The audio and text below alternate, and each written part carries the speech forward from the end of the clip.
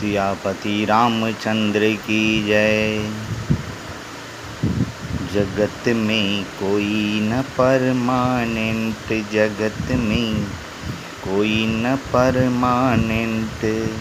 तेल चमेली चंदन साबुन चाहे लगा लो सेंट, जगत में कोई न परमानेंट, जगत में कोई न परमानेंट।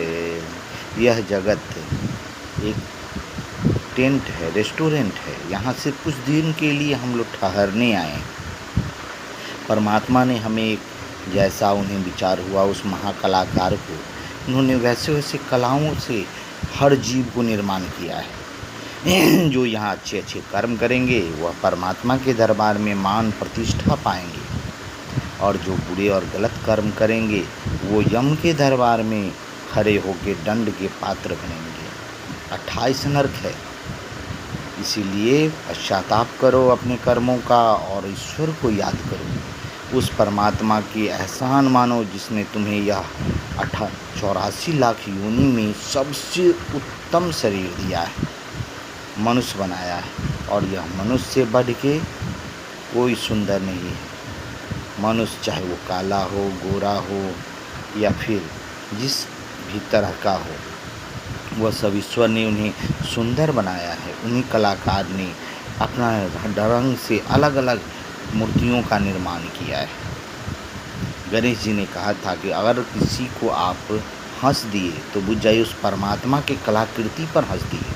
उनके बनाए हुई मूर्ति पर आपने हंसा, उस परमात्मा को हंस दिया, इसलिए आप दंड के पात्र बन जाते हो। इसलिए हर जीव में ईश्वर का रूप देखें और हर जीव से प्रेम करें, क्योंकि सबसे बड़ा धर्म है जीवों पर दया करना ही सबसे बड़ा धर्म है।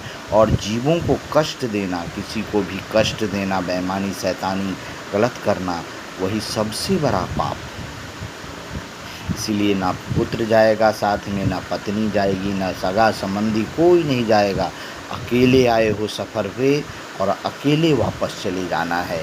कुछ दिन यहाँ नाच लो, गा लो, हंस लो, खुशियाँ मना लो, लेकिन उस परमात्मा को अगर याद नहीं किए तो फिर पछताते रहोगे।